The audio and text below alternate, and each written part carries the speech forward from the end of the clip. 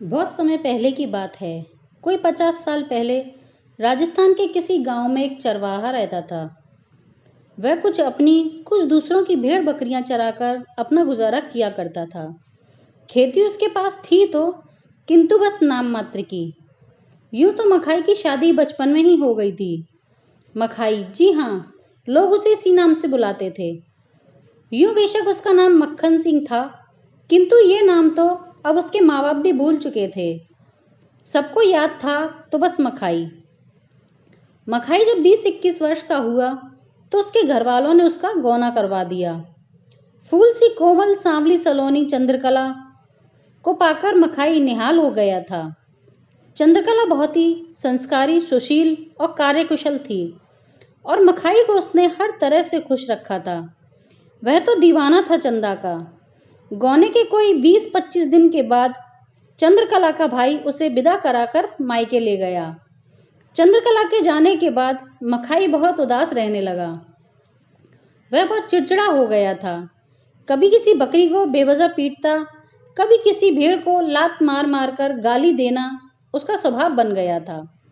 आखिर एक दिन उसके पिता ने कहा, मखाई, बहू को जाकर घने दिन हो गए, जाके ले अपनी बिंदड़ी को। मखाई की तो जैसे मन की मुराद पूरी हो गई।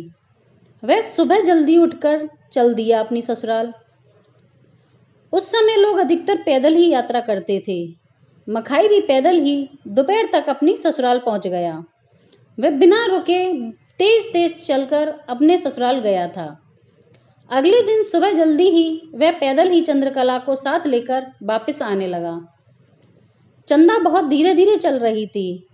मखाई बार बार कहता, थक गई के, आराम करें कठे छाव में। और चंदा बार बार एक ही जवाब देती, नहीं। और ये चलते रहते। चलते चलते दोपहर हो गई। रास्ते में इक्का दुक्का बबूल, शमी और झरबेरी को छोड़कर कोई पेड़ भी रास्ते में नहीं था। रास्ते की रेत भी सूरज की गर्मी से भाड़ की तरह रेत सी दहक रही थी। मखाई अब थोड़ा आगे बढ़ा कि इन दोनों के बीच का फासला कुछ बढ़ गया था। आगे सड़क नीचे गहरी घाटी में उतरकर फिर ऊपर को चढ़ती थी। ये खेतों के पानी को नदी में डालने के लिए बना एक गहरा चौड़ा नाला था। मखाई जब नाला पार करके ऊपर चढ़ गया तो थोड़ी दूर पर एक नीम का पेड़ था।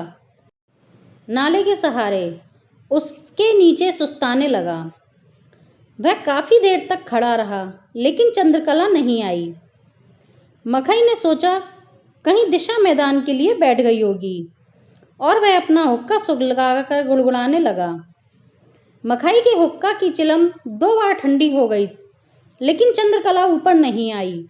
तो मखाई उसे पुकारने लगा, चंदा, अरे ओ बिंदड़ी, कठे रुक गई? घनी देर लाग रही, जल्दी आजा, घणो दूर जानो से। किंतु उसे कोई जवाब नहीं मिला।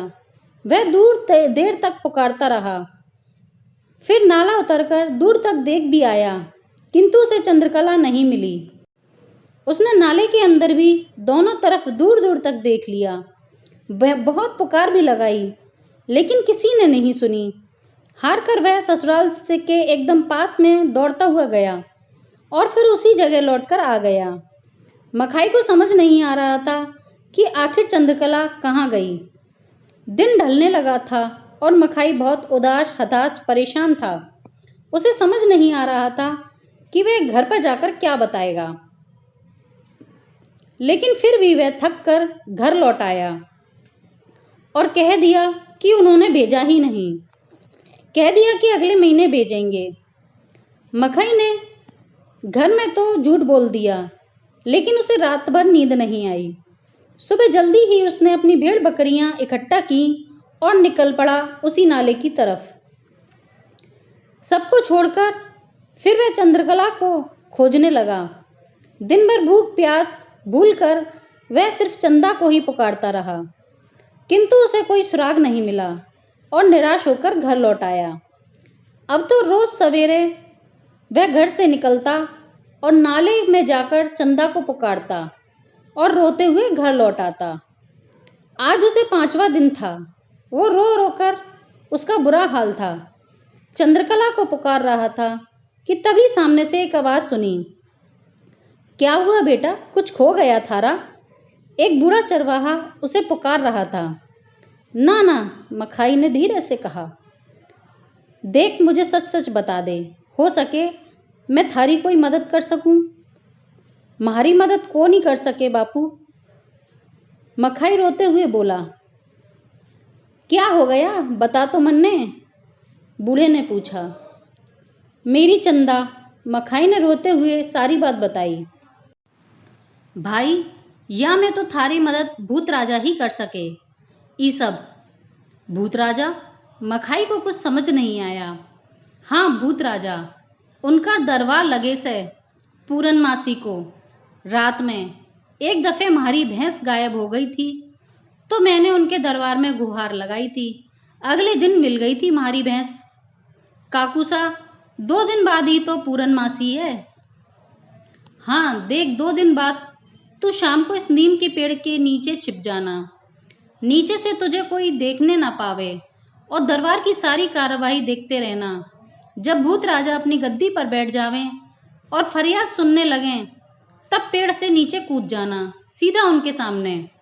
डरना मत, और जब वे पूछें तो उन्हें अपनी बींदड़ी के गायब होने का सारा किस्सा बता देना। अब आराम से घर जा और जाकर आराम कर, चिंता मत कर, वे दिला देवेंगे तेरी बींदड़ी को। मखाई घर आ गया और पूरनमासी की रात के लिए खुद को तैयार करने लगा। पूरनमासी की शाम को ही मखाई नीम के पेड़ में छिपकर बैठ गया। रात के दूसरे पहर उसे नीचे नाले में कुछ हलचल दिखाई दी। सफ़ेद कपड़े पहने कुछ लोग नीचे रेत पर मशक से पानी का छिड़काव कर रहे थे। फिर कुछ लोगों ने वहां पर सफ़ेद चादरें बिछाईं और बीच में गद्दे बिछाकर उस पर तकिए लगाकर एक ओर खड़े हो गए। उसके बाद कुछ डरावने चेहरे वाले लोग आकर वहां खड़े हो गए। कुछ की केवल हड्डी ही दिख रही थी, तो कुछ ने लंबे दांत बाहर निकाले हुए थे। मखाई उन्हें देखकर डर के मारे कांप रहा था। कुछ ही देर में ठंडी ठंडी हवा चलने लगी। वातावरण में अद्भुत सुगंध फैल गई। मखाई चौकन्ना हो गया और सांस रोके देखने लगा। एक चौड़े रौबदार व्यक्तित्व, लंबी दाढ़ी, सफ़ेद लिबास पहने हुए गद्दी पर आकर बैठ गए। बाकी सारे लोग उनके दमन को चूम कर खड़े हो गए।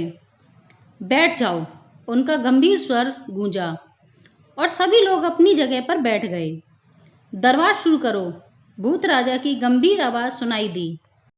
दुहाई हो महाराज, दुहाई हो, कहकर मखाई ने ऊपर से कूद लगा दी और अपनी हड्डियों के टूटने की चिंता किए बिना उनके पैरों में गिर गया।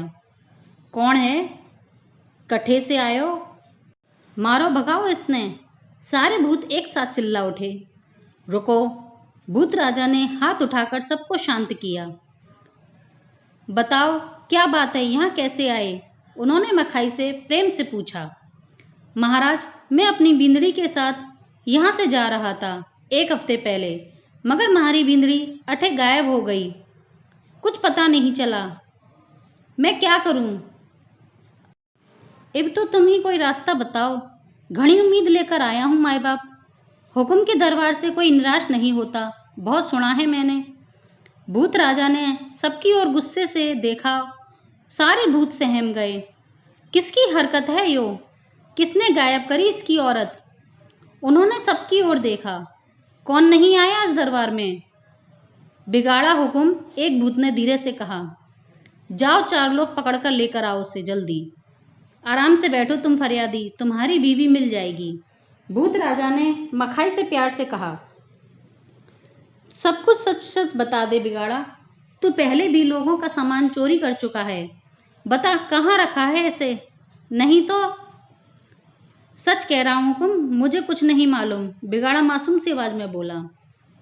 जाओ इसके घर की तलाशी लो 2 लोग जाकर, भूत राजा ने कुछ बुदबुदाते हुए कहा और बिगाड़ा पर फूंक दिया। नहीं नहीं नहीं नहीं, बताता हूँ हुकुम, ऐसा मत जलाओ मुझे, बिगाड़ा तड़प कर बोला। मेरे घर में है हुकुम। क्यों लाया था? बहुत सुंदर लग रही थी हुकुम, दिल आ गया था उस पर मेरा। और उसने जो खुशबू लगा रखी थी मन ने बावला कर गई वो, इसीलिए उठा लिया था उसे। कुछ किया तो नहीं उसके साथ? भूत राजा ने कड़क आवाज में कहा। नहीं हुकुम, अभी तो नहीं। खबरदार, अगर उसे कुछ गलत नीयत से छुआ भी तो इज्जत के साथ वापस कर उसे, नहीं तो। भूत राजा ने हाथ उठाकर कोई मंत्र पढ़ते हुए कहा। नहीं हुकुम, दे दूंगा वापस। कल इसी समय आ जाए ये, इसकी बिंदड़ी बठे नाले में ही मिल जावेगी। देख ले, नहीं तो तेरी खैर नहीं, भूत राजा ने क्रोध में कहा। हुक्म लौटा दूंगा, कोई गलत काम नहीं करूंगा। अच्छा ठीक है, अब तुम जाओ, कल दोपहर में आ जाना। तुम्हारी औरत भी मिल जाएगी। और तुम्हें यहाँ किसी ने देखा तो नहीं? और यहाँ की बातें कोई किसी को बताने की ज़रूरत नहीं, सब भूल जाना और उससे कुछ मत पूछना। अब जाओ तुम। अगले दिन मखाई ने घर में कहा कि आज बिंदड़ी को लेने जा रहा है और दोपहर को नाले के पास जाकर खड़ा हो गया। कुछ देर बाद चंद्रकला धीमे धीमे चलती हुई आ गई। बहुत देर लगाई चंद्रकला, कब से बाट जो रहा हूं मैं। कठे रुक गई थी, मखई ने कहा और हंसने लगा। दोनों हंसी खुशी घर आ गए। किसी ने किसी से कुछ नहीं पूछा और ना ही किसी को कुछ बताया। बहुत साल बाद मखई ने एक दिन चंद्रकला से पूछा कि वह नाले में कहाँ गायब हो गई थी, कहाँ रही। तो उसने बताया कि एक बहुत बड़ा महल जैसा मकान था, नरम बिस्तर और एक भद्दा सा आदमी आता था, मुझे घूरता रहता, कहता कुछ भी नहीं था। खाने को भी बहुत सारे फल लाता था। मुझे नहीं पता कौन लोग थे वे। मुझे पता है चंदा, कहकर मखाई मुस्कुरा दिया और चंद्रकला को सीने में छिपा लिया। चंद्रकला और मखाई बाद में न जाने कितनी बार उस रास्ते से गुजरे, किंतु मखाई ने भूल कर भी आते जाते समय चंद्रकला को कोई खुशबू नहीं लगाने दी।